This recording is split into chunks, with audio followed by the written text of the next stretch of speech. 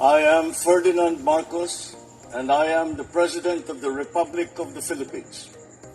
I stand today on behalf of 110 million Filipinos. Hi everyone, hello universe, it's me again. Shoutout sa inyo mga kababayan. Ito, good timing talaga. Ang Diyos po hindi natutulog. Alam po natin si Chadwick Singson.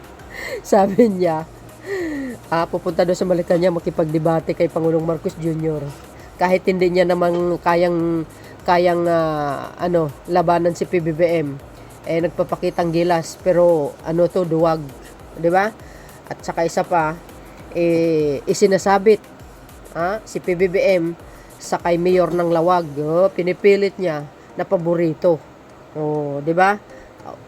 Ako, I think wala akong nakikitang best friend ni Pangulong Marcos Jr. kundi yung si Mr. Dasa, yung namayapa pa. 'Di ba? Yun ang nakita kong best friend niya yung namayapang Mr. Dasa. 'Di ba? Correct me if I'm wrong. But anyway, dahil dito si Chadwick Singson, mga kababayan, na nagmamalinis, at alam din po natin na hindi naman talaga malinis yan dahil nga may issue siya. Kinakasuhan nga siya dahil din sa tax ng tabako, at yan ay final dyan sa ombudsman. So may kaso siya, sinampahan na siya ng kaso dyan sa ombudsman. So ito, karma is real. Ang bilis lang talaga no. Lord, thank you, kasi talagang pinapikita mo talaga sa mga, kumbaga, pinakita ng mahal na Diyos ang kanyang kapangyarihan. Na walang no one is above the law. Dahil batas ng Diyos ang umiiral ngayon sa lupa. Siyempre, lahat naman galing sa Kanya. Ito ang panibagong kaso laban kay Singson. Diba? Karma is really, yan nga sinasabi natin. Kaya sa kabila ng mga paninira niya, mga kababayan, talaga namang ang akala mo may katibayan, puro haka-haka lang para manira. Yung parang may ikasisira.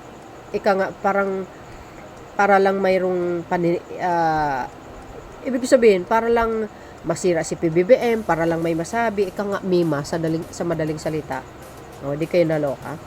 So dahil dito, mga kababayan, sabi po dito ng Abante News Online, basahin po natin para kompleto detalyado. Shoutout sa mga Marcos loyalists out there.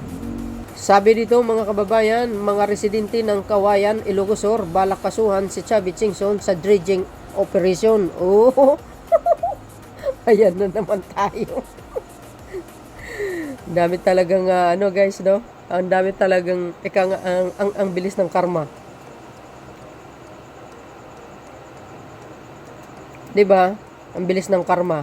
Biro mo, mga niya pa mga kasamahan niya, kasama niya, mga, so yun, mga kababayan, 'di ba?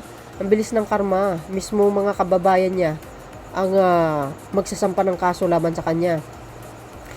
Naghahanda na umanong magsampa ng kaso ang ilang residente ng Kawayan, Ilocos Sur, kaugnay ng kontrobersyal na dredging operation sa kanilang lugar.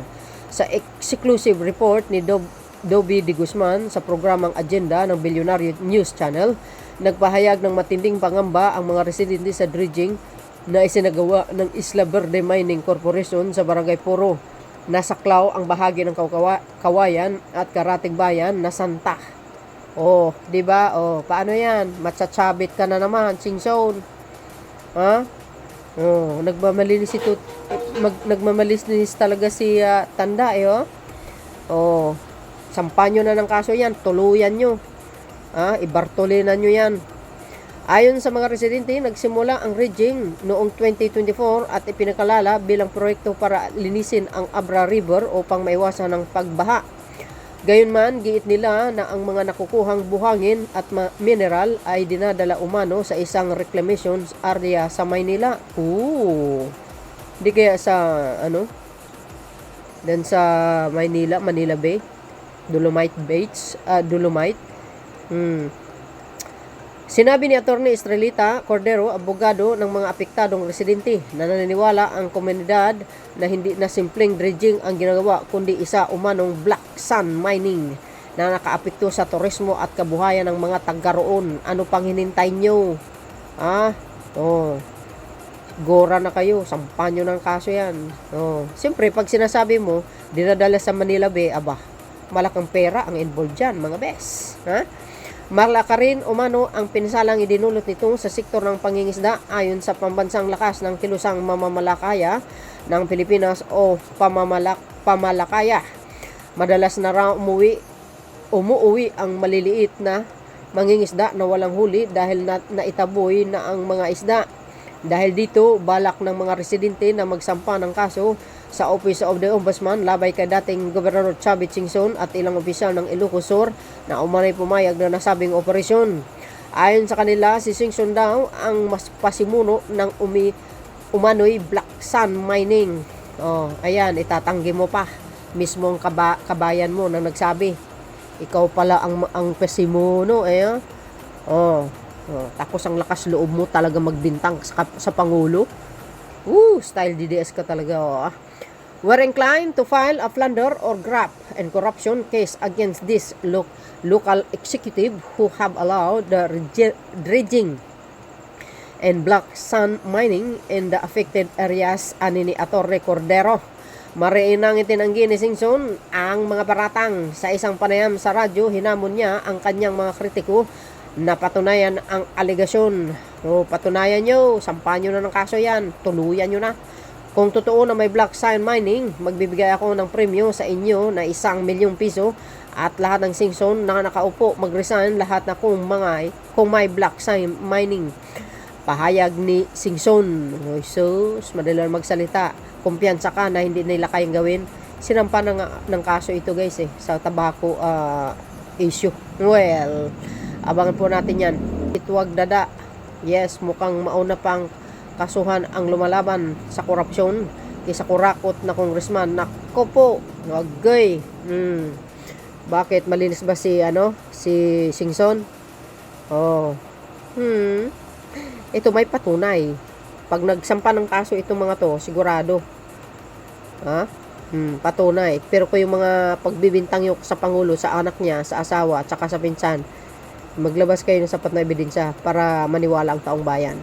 Pero kung haka-haka lang ay style nyo bulok.